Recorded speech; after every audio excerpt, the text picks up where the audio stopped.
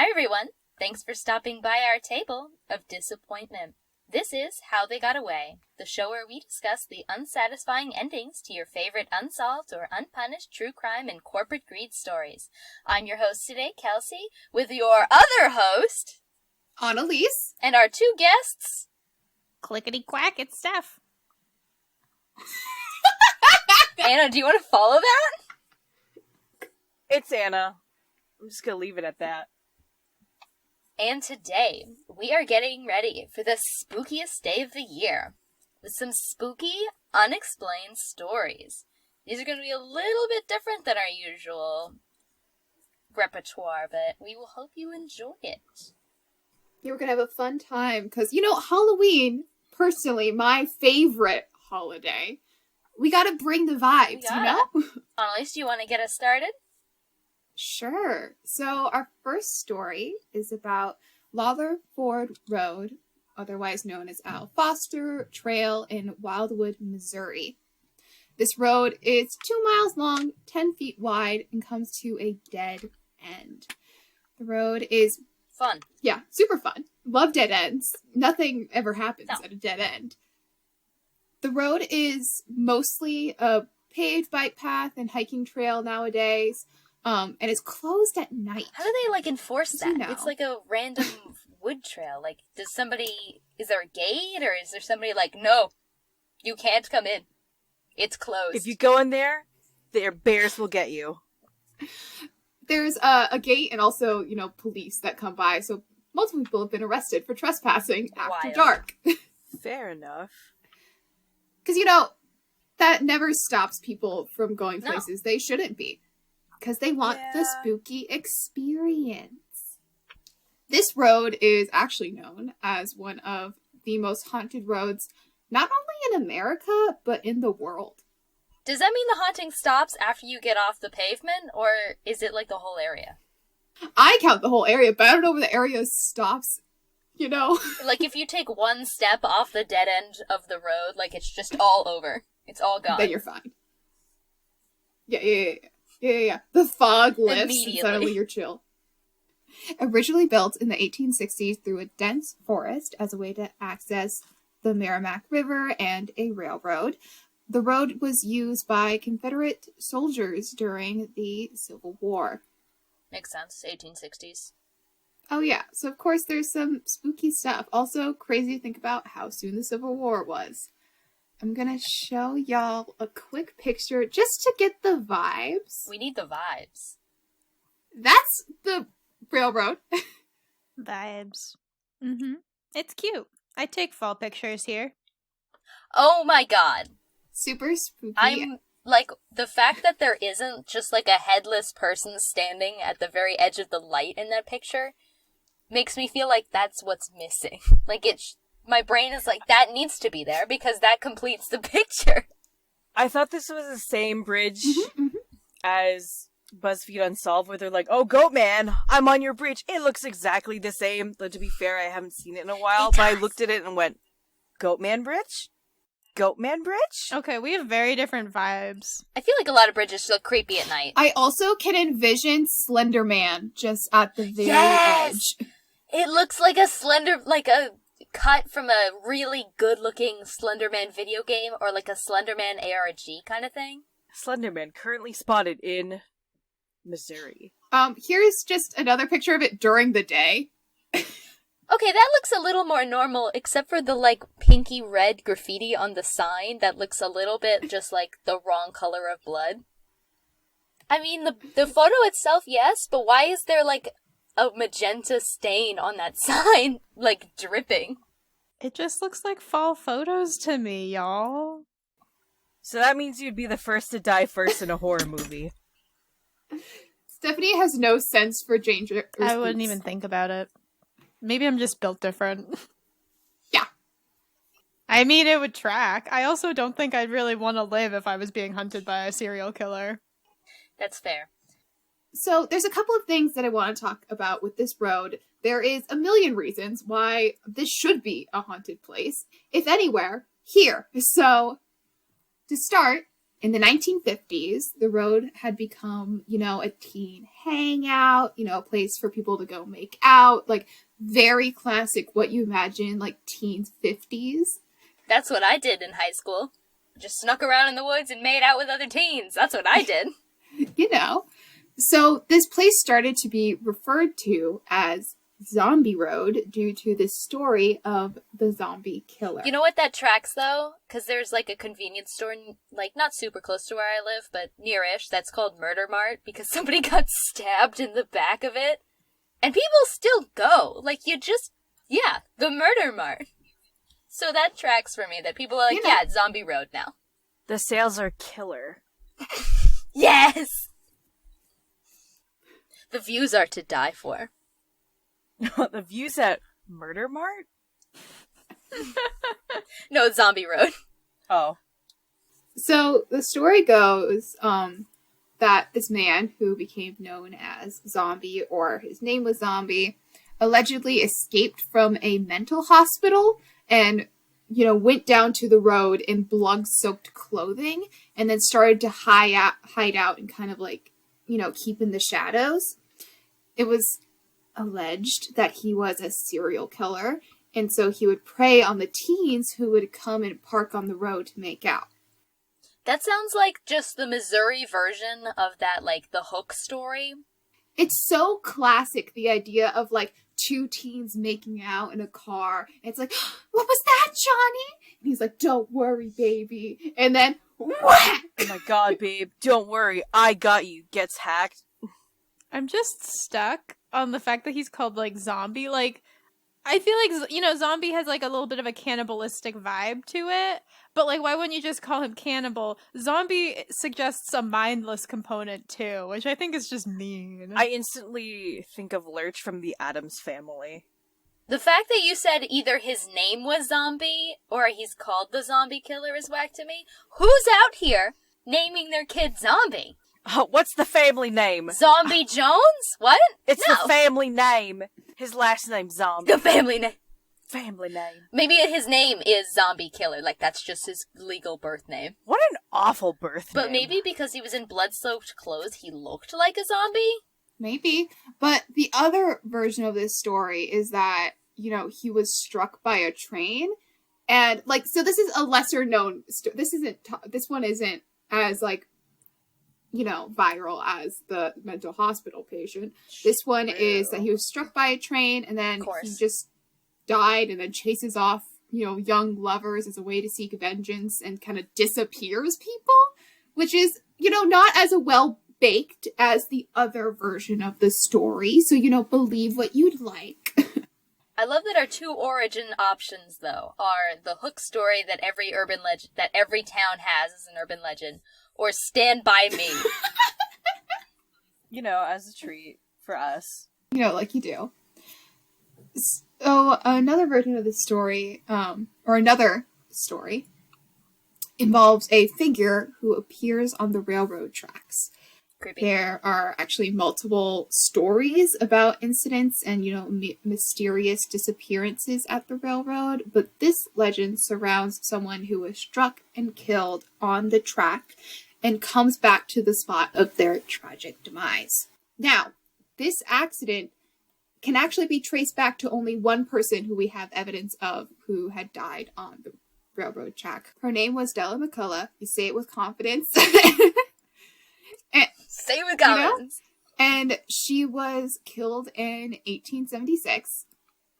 She is the only recorded person to have had this happen in the area. So, if any spirit, if this was anyone, this would be her. So, if you go, you could try calling out her name. Otherwise, leave her alone. She probably has enough going on. So, like, she was struck by the train. Do they know if it was, like, a suicide? Or... Because, like, trains are kind of, unless you're in a tunnel, really easy to avoid. It's not like the train's gonna move, like, just get off the, like, 4 feet of tracks. You're good. I really couldn't find many details on how this happened. I just know that she was struck and killed. It might be that people actually don't know, because she might have just been alone at the time, but maybe she was pushed, and now she's like, an angry ghost looking for the person who pushed her into the track. Getting pushed into the tracks is like one of my nightmares, just because I go on subways sometimes and I'll just be standing there and it's just like, you hear about the rise in city crime and I'm like, I don't think I'll be a victim of violent crime. That's why I'm pretty chill walking alone. I live a good life. But every once in a while I'll be on the subway, like waiting for the subway, and I'm just like, it'd be so easy for someone's elbow to just end up in my back, even by accident. Takes a significant step back from the edge. They have, like... Yeah, they should have the, plastic guards that they do in, I think South Korea, maybe Japan has them, that's in front of the trains, so that you can't get into the track. They do. I mean, I think all subways have this, where they're just like, just stay behind the yellow line and you're good, and that thing is, I think... maybe 2.5 or 3 feet. I don't remember. It's been a while since I've been in a subway, and I'm just like, well, if you're not anywhere near the line, you're like Gucci Gang. If you're a little too close to the line, maybe hold on to your seatbelts. Fasten your seatbelts, everybody. But people are whack, so. Okay, a couple more things about Zombie Road. Zombie Road is home to one of the largest Native American burial ground mounds in the United States. Ah, okay, so that's why. It's just that all of us have no business being there. That's the problem. We're treading on sacred ground, but I guess fuck that. Maybe we should, I don't know, be respectful, but nah. But also very classic haunted story where something's built on top of a Native American burial ground. So... the road was also home to a small resort community in the 1900s, which ended up declining in the 1940s. So there's a bunch of abandoned summer vacation homes that line the trail. That really just perfects the vibe. Nothing like a ghost town to, really get those haunted vibes. So people have seen, spirits going in and out. And specifically, there is a story of an elderly woman who is just screaming and appears in the doorways. I like to think she's yelling at people to get off her lawn, but believe what you will. Yeah, I mean, everyone's mad at her, and really, y'all are the ones in her damn house. Get out of her house!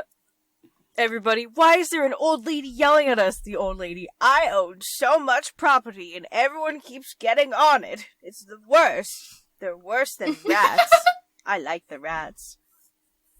But also summer homes, though. It seems too woodsy in that area for me, though at the same time, I guess people love camping, so, or whatever. I don't, It's also by a river, so maybe swimming there. I mean, where my parents live is kind of like a naturalized resort community, so it's probably something along that's like fair. that. I just go, that's a lot of trees. Because usually, when people talk about summer home, they're like, we're gonna go to Florida. Because the beach. Cape Cod. I don't know where else people go for the summer. Everyone where our school, they're just we're going to Florida. And it's okay. Your options are beach. Beach. Let's go get away. Let's go to the beach. Beach. So, just to finish up our miscellaneous ghost stories, people say that they've seen ghosts of men who could have been killed during industrial accidents, building or working on the railroad. There is also a note, this is all that it said, packs of children. No explanation. They just said pack, which is a funny way to put it. I don't know if they, feral children. Yeah, I don't know if they were supposed to, be related to the resorts or, just people who stumbled upon the trail and never made it out. I don't know. I couldn't get a straight answer about how they play into this. I have a ghostly opinion, if you will. The packs of children.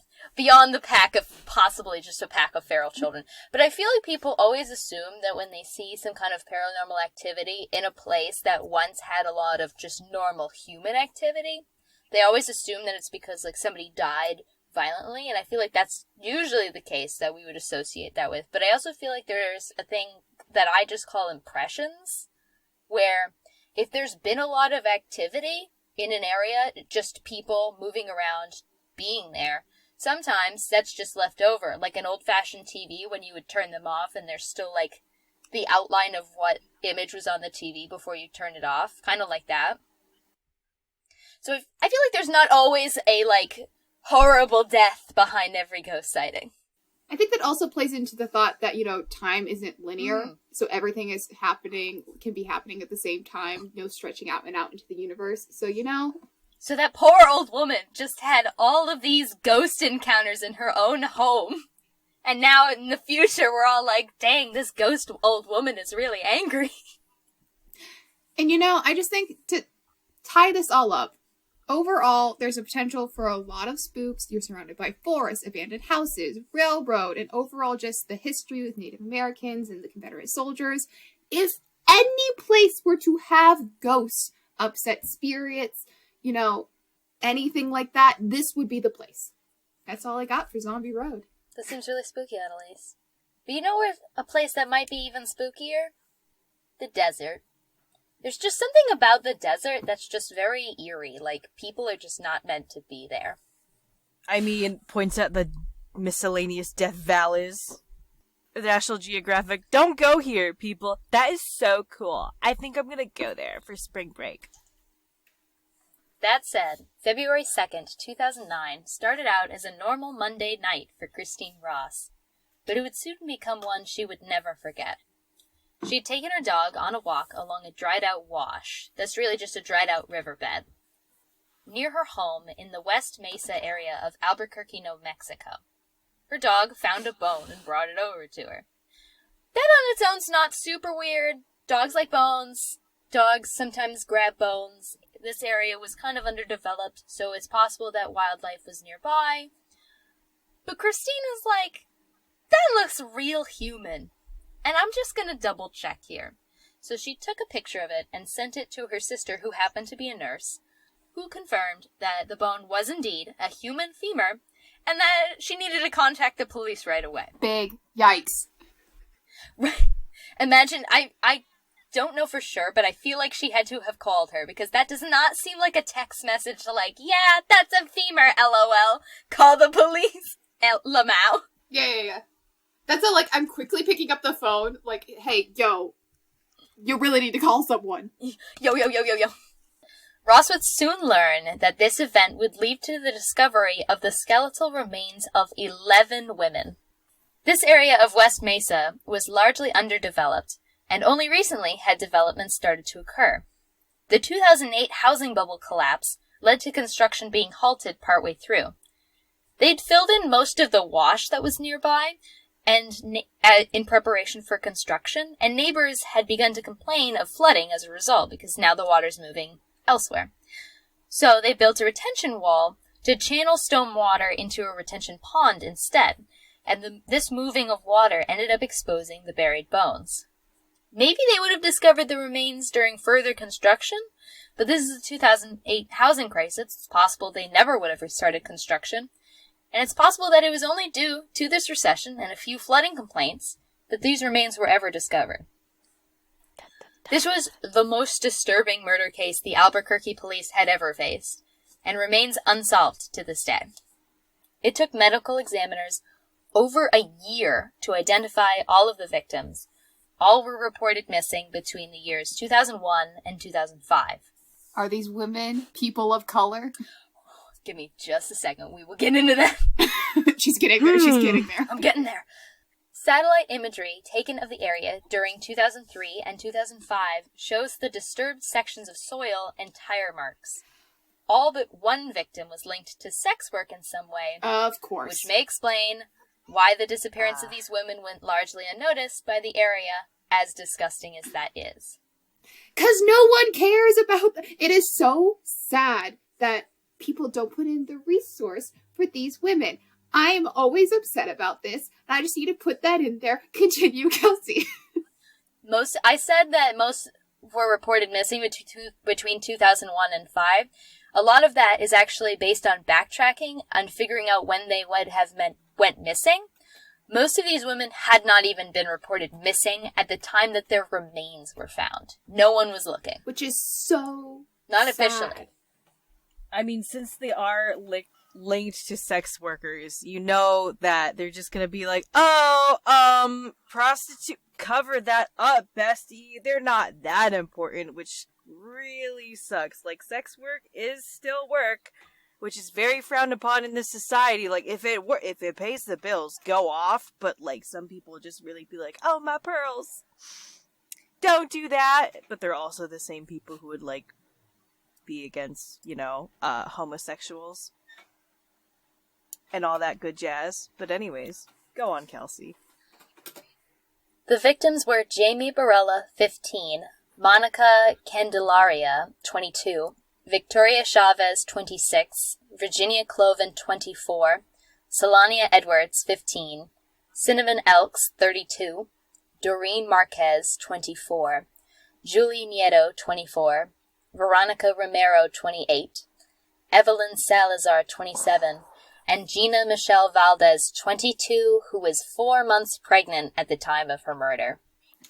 Oh, God. Oh. Just fucked up. 15-year-old Jamie was the only victim with no direct ties to sex work, and she was buried next to her cousin, Evelyn, after they had both gone missing at a local park in 2004.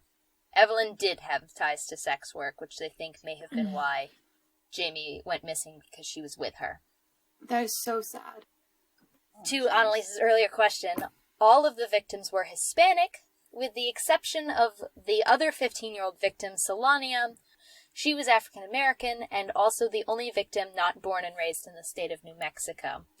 They really had, like, everything against them, because police, like, people don't look for, really sadly, people don't look for people of color or sex workers. If you wanted to kill someone, that's like you pick your victim that people wouldn't find. And unfortunately, they're at the cross-section of that, which is so sad. Like, oh my gosh, especially in New Mexico, where you have a pretty decent Hispanic population. Exactly. Solania had been seen with sex workers before her disappearance and was considered a endangered runaway. So she had run away from home to Albuquerque, New Mexico, and had been seen with sex workers before her disappearance. I don't know if we know so little about this case. It's not clear if they sought out Hispanic women out of some sort of preference, or if it was just because, like you said, Annalise, they happened to be, if sex workers themselves were not already a vulnerable population, sex worker women of color even more so, if that just was a matter of convenience or preference. It was originally suspected to be the work of a serial killer, but there is also a theory that these murders may have been connected to sex trafficking as well, given their nearness to the border and their vulnerable status as sex workers of color. They still don't know to this day. It is generally assumed that the person or persons who buried the victims buried all of them. So whoever it was, being a single individual, partnership, or group, they think it was all the same people. It would be a really big coincidence if this just happened to be some kind of desert graveyard that multiple people separate from each other used. A lot of investigative work was done in the first year, and despite the fact that no one had noticed these women were missing, the police really stepped it up for the first year and interviewed over 200 sex workers who had worked in the same streets at the same time with the victims to see if they knew anything. Because that's the other thing, they may have not been reported missing, but that does not mean people weren't missing them. They just could have been people who didn't trust the law system and were unable to make official documentation. There were a few suspects, but many were ruled out, and none were ever accused of the murders. No one had anything substantial to tie them to it. There are a couple that they still consider to be primary suspects, but again, not officially, and only because of other things they've already been accused of, tried, and in jail for. The person or persons responsible are known to this day as the West Mesa Bone Collector. That is a bone-chilling name. That is super spooky, and, we went from, like, fun ghost tales to, like, let's talk about some real spooky shit. I'm stuck on, like, the name. What was that thing, like, you shouldn't name them because it gives them, like, an ego? That's one thing. And then the other thing is your pun right after. Bone chilling. I mean, I knew it was a pun, but also, like, that is the only thing that comes to mind when I think of the name The Bone Collector. I don't know. It was a Jesus. double whammy for me. I can't say why. Those sounds just clicked in my head. I was like, that's a double whammy. It is. And you know what's crazy about this story is that normally when the bones of 11 women are discovered in a neighborhood, people are like terrified, as they should be, because what the heck? How has this been happening under our noses? Is this going to happen to somebody else? Is this going to continue? What is this? Nothing really changed for anybody. Nobody really changed how they were going about their lives.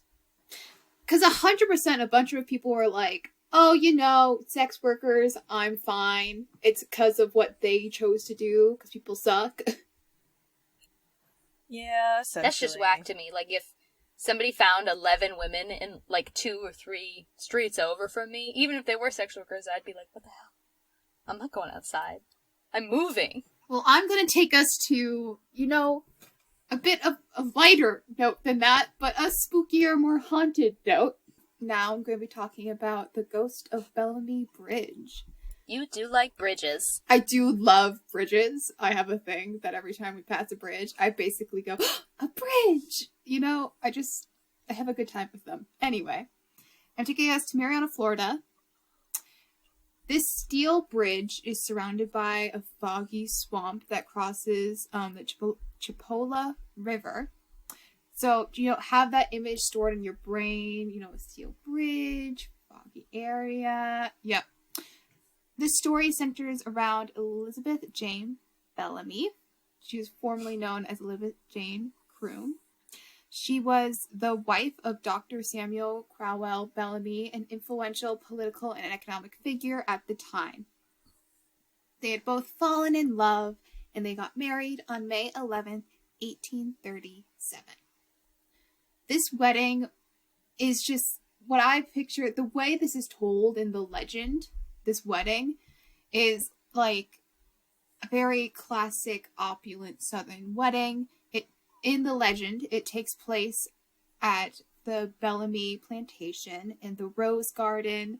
Elizabeth wore this beautiful dress, and it says that there was guests who had traveled all the way from Europe.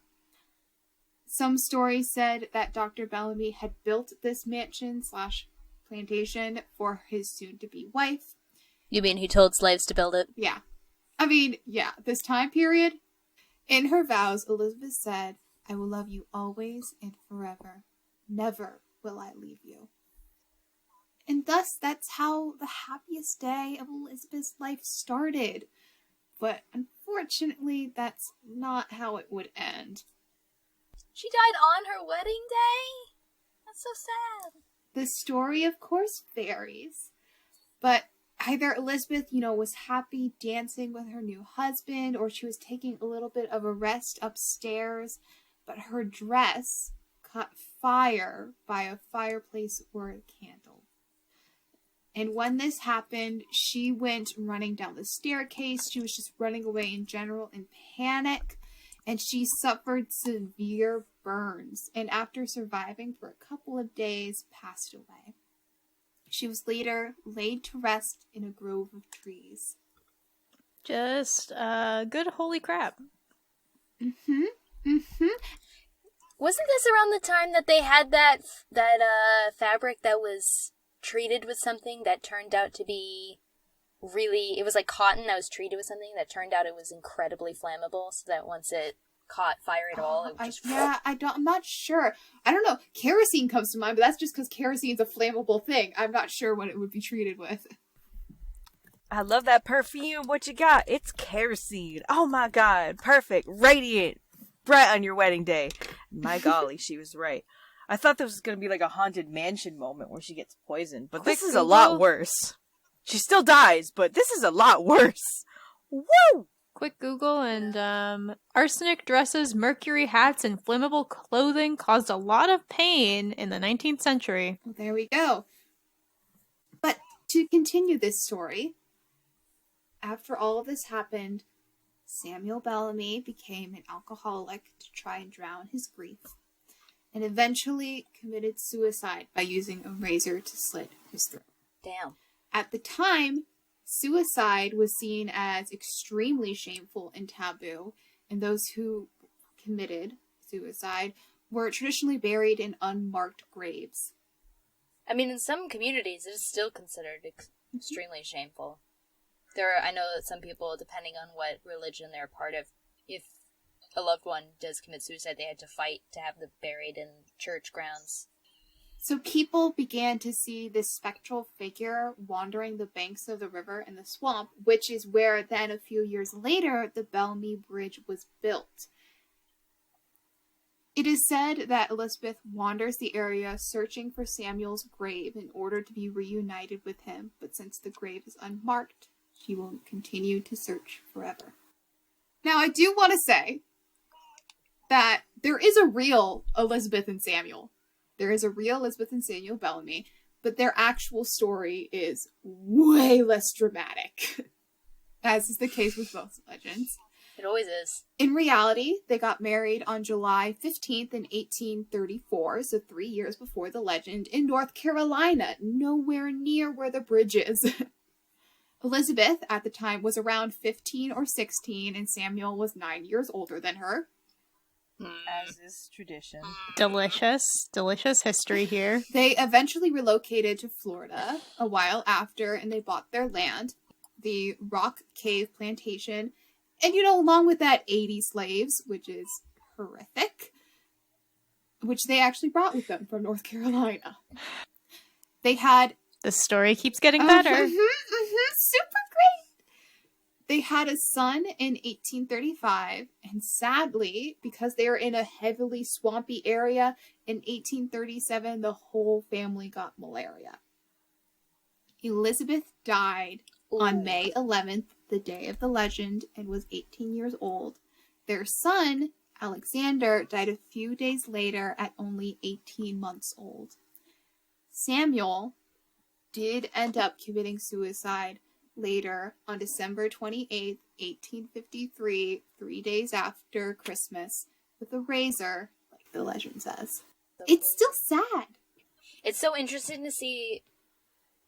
It's so crazy to see in legends, like, what is true, like, what holds over from the legend, and what fantasticalized. That's not a word, but you know what I'm trying to say there. Romanticized, I guess? Yeah, romanticized, that's a word. That's weird. Everybody dies of malaria, the townsfolk. So, that's cool. But what if we just made it, like, dramatic? But that ends, I brought the light stories today.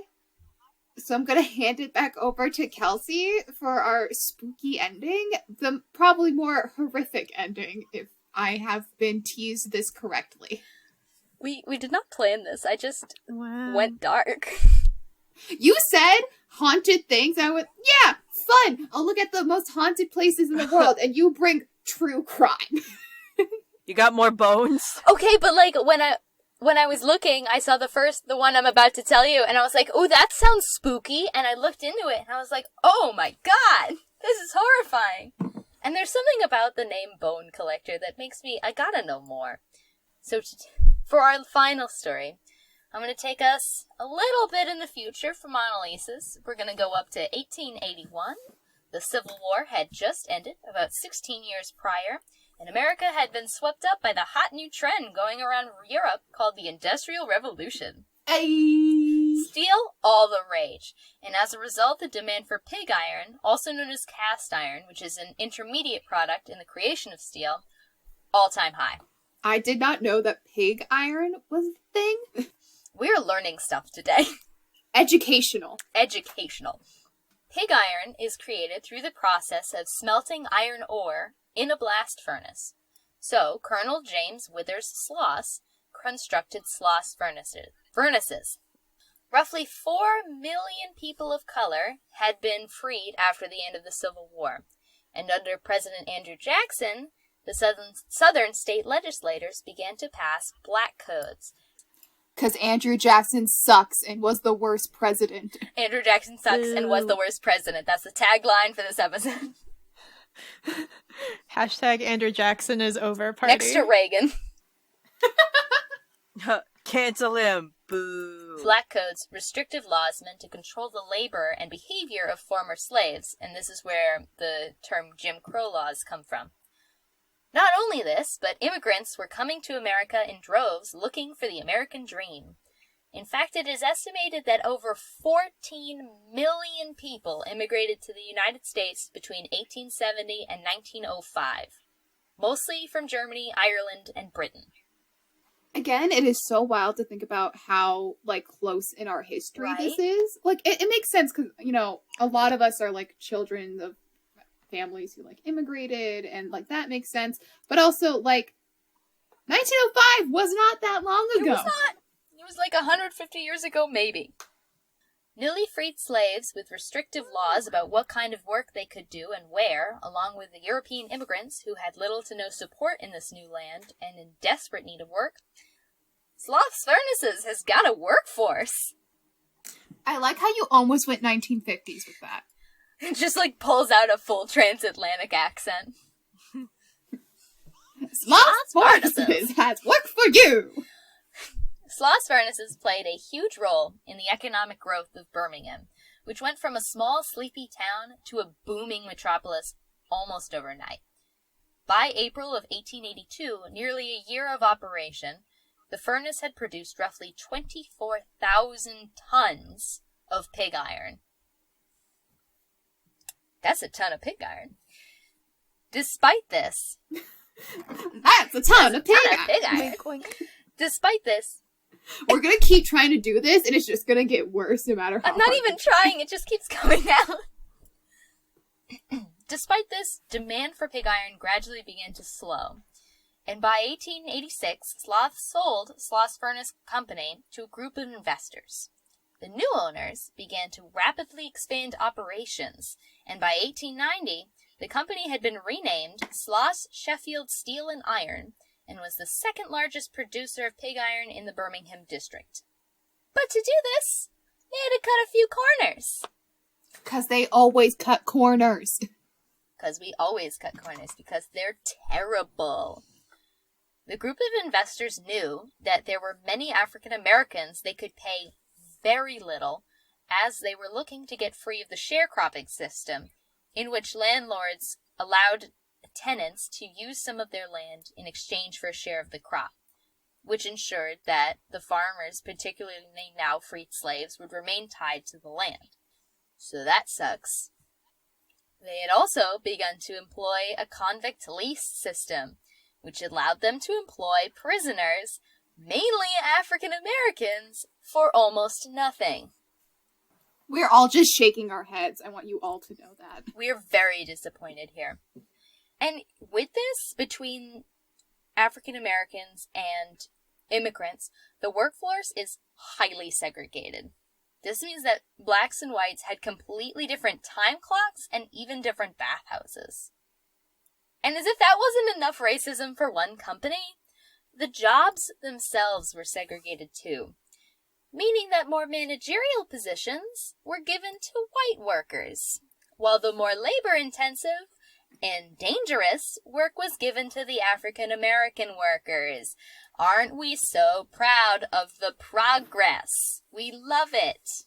These workers had to deal with molten metal in low visibility, with hazardous gases, and temperatures of up to 120 degrees Fahrenheit just within the workplace. No thank you. The first fatalities occurred within the first month of operations. The first month. 'Cause duh. 'Cause they're not taking any precautions, I imagine. They're like, oh, this is one of those cases where it's like, until shit goes real bad, they're not. Yeah, I mean, this is the Industrial Revolution. It, you know, whenever you talk about it in history books, we talk about the dangerous work conditions, and this place is no different. In fact, worse. Alec King and Bob Ney were said to have fainted due to the hazardous gases and had, get ready, fallen into the furnace to their deaths. Oh, that's bad. In the same week, Samuel Cummings reportedly committed suicide by also falling into the furnace, although he had jumped. That has to be incredibly painful. Oh, let me tell you, I feel it's important to mention that these blast furnaces would average temperatures of 1,000 degrees Fahrenheit. That's what's necessary to cremate you, isn't it? It is. That is about the same temperature. And here's the terrible thought I have with this. They're not going to throw away the valuable melted iron ore just because somebody falls in. Yeah. I'm pretty sure they just kept going, and eventually people had to handle the pig iron that had been made in the furnace at the time that a coworker and maybe even a friend had fallen in. There might not have been any biological matter left. Just think. Our buildings, our beautiful U.S. infrastructure could be made of one of those three men. It would still have to go somewhere, though. Just... Okay, there's 100% more human remains in buildings than we think. What you got in your brick house, Jeremy? Oh, yeah. This iron likely would have been used for railroads. So, just getting rolled over by trains every day. There were other horrific deaths that occurred during the furnace's operation, because of course there were, including getting crushed to death by the giant wheel cogs and being scalded to death by hot steam. I say other deaths rather than specific incidents because these were so common that most sources did not bother to list them all out. It's all the yikes. It's all the yikes. And I highly doubt there was workers' compensation for these families. I don't even know when workers' comp became a thing. Working conditions? What are those? Most people who worked here would live on the site in provided housing with their family. So if you were made unable to work or killed on the job, your family would likely have just been kicked out. One of the most famous deaths at the furnace is the death of James Robert Wormwood. Known as Slag by his subordinates. What is up with these names? We got Zombie, we got Slag. I don't know if he chose to be called that, or if that was something people called him behind his back, because he was the worst. You can trademark that, because he was the worst. He was an oppressive foreman in charge of the graveyard shift, so like dead of night. At the time, these furnaces were burning at all hours, so there were shifts constantly, and this is the graveyard one. James literally sounds like a cartoon villain meant to represent a greedy capitalist, because he made employees work with as little rest as possible in order to increase in production and impress upper management. It was also probably one of those cases, like the Stanford experiment where they're all like, these people were prisoners, these people were guards. He was also probably on like a power kick too. He's like, I gotta impress these people, but also I'm empowered. It's night. No one's like watching over my shoulder. I can do whatever I want. Oh yeah, it was exactly that. You can do whatever you want. It's the graveyard shift, and we take graveyard literally here. Oh, we do. Of course, people with very little rest, working in highly dangerous conditions, are more likely to make deadly mistakes. A recipe for disaster. It is estimated that at least 47 workers died and many more were injured under his supervision alone.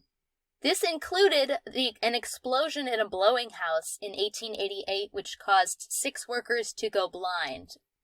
And no one was like, hey, yo, maybe he's not that great. They didn't care about the deaths, they just cared about production rates. Their performance review was like nothing about how he treated his subordinates or managing people. It's like, how much was produced? There's not like a worker survey going out. One day, in October of 1906, so he's still working, still foreman, Wormwood was on top of the highest furnace at Sloss, known as Big Alice. I don't know why they called her that. That's just what she was called. When he suddenly fainted and fell into the furnace, at the bottom of which was a pool of molten iron ore. Many have noted that James had never gone up to the top of the furnace in all his years of working there. But I'm sure he just fell. It is generally accepted that the truth is that his employees rose up and killed him. but no one was ever investigated for his death. And I mean, what are they going to do? There's no body. There's no autopsy. They stopped doing graveyard shifts after this. Yeah. But Sloss Furnaces cited the reasons for doing so as numerous reports of accidents, and, quote, strange incidents that decreased production shortly after the death of Wormwood. So they totally knew exactly what had been going on and what had happened to James and just decided it wasn't worth the risk to push the workforce further in that regard. They only cared when a person in power got. Got. The furnace eventually closed in 1971, and this only scratches the surface of what went on at Sloss Furnaces and doesn't even include the mines that were attached to this company, which were known even at the time for their deplorable conditions. Do you know how bad you have to be? That early 20th century other mines are like, whoa, though. Whoa. I could do a whole episode on how these people got away with this blatant disregard for human life. Colonel Sloss died in 1980, and a year later, the Sloss Furnaces were made into a National Historic Site and is now open for tourism.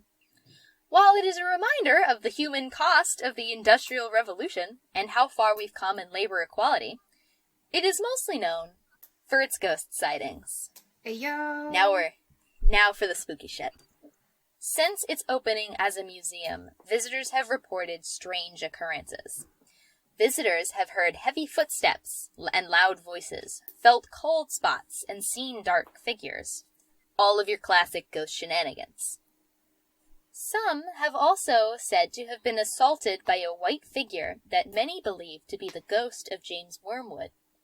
People claim to have been pushed or scratched by this apparition, which, with later stuff, I would not be shocked if James Wormwood, as a foreman, did not employ violent tactics to keep people in line, so that kind of tracks.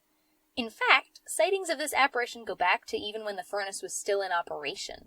Almost immediately after his death, workers reported strange occurrences, such as the feeling of being pushed or cold spots in the area, which is also part of the reason that they shut down the graveyard shift. In 1926, a night watchman was hurt on the job after being, quote, pushed from behind. He said that during the attack he heard an angry, deep voice yell at him to get back to work. Even as a ghost, this guy's an asshole. I know! After this incident, he searched the grounds, which, props for dedication, I'd have been literally the next town over gone, but could find no living person.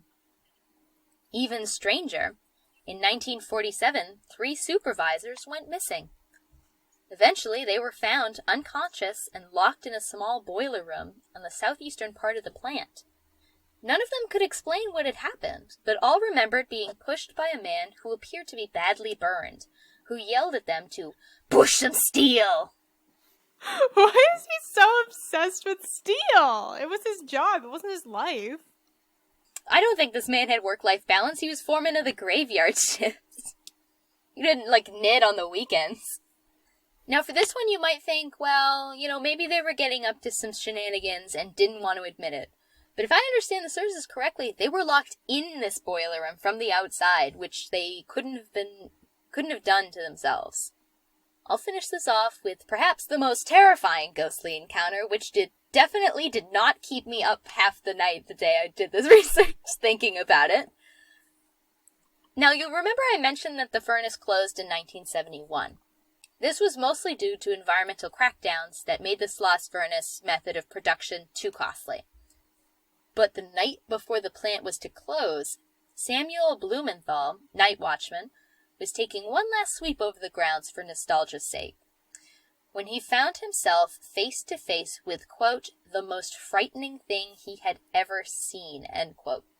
He described what he saw as evil and, quote, half human, half demon, unquote.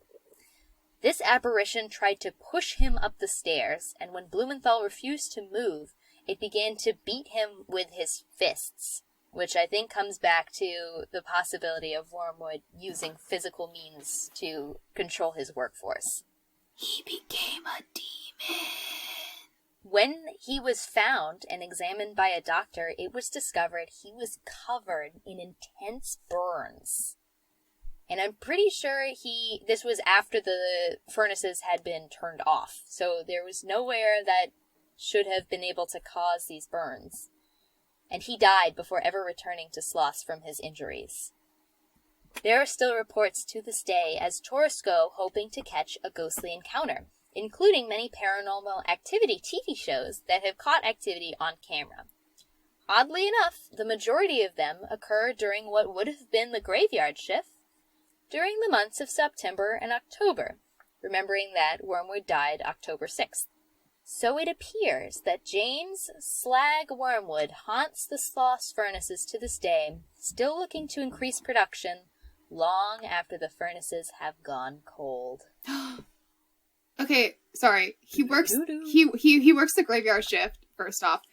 Half human, half demon. Did he die during the demon hour? Possibly. Oh! Nah, he just looks like that. He just looks like he's just ugly. He's been described in other reports as being very badly burned, so it's possible that's what he was referring to, but, it's also possible that he died during the demon hour, and that's why he's such a powerful ghost now, because he's just beating the crap out of visitors. He's a demon! He's a demon. And of course, when I was looking up the ghost, I know some of them are dramatized, and some of them are outright faked, but it's spooky, and you shouldn't look it up at 11:30 at night on a work night, because then you, stay up in your bed, and you're like, what if he's here? And you're like, no, he's not, he's in Alabama, but you're like, what if he's here? You summoned him. Some people do believe that. Some people won't even go to see horror movies because they believe the evil will follow them home.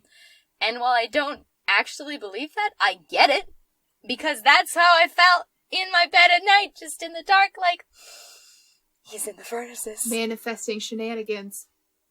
That is all that we have. Everyone cleanse your houses. I really hope you didn't listen to this late at night. I hope you all had a spooky time. Sage your homes. And, honestly, this wasn't a very disappointing episode. I am disappointed by the lack of justice for the victims of the Bone Collector, and I'm disappointed by just a lot of what happened during the Industrial Revolution. Honestly, says we're too fun to be disappointing. Listen, I brought the laughter, I brought the lightness, I brought some legends, but, Kelsey brought us to the spooky places, so you know what? You get a balance for this Halloween. You do. Stay safe this Halloween. I hope you aren't too disappointed as you leave the table. Take some candy goodie bags with you. Trick or treat. Woo! Bye. Happy Halloween! Bone chillin', bye-bye.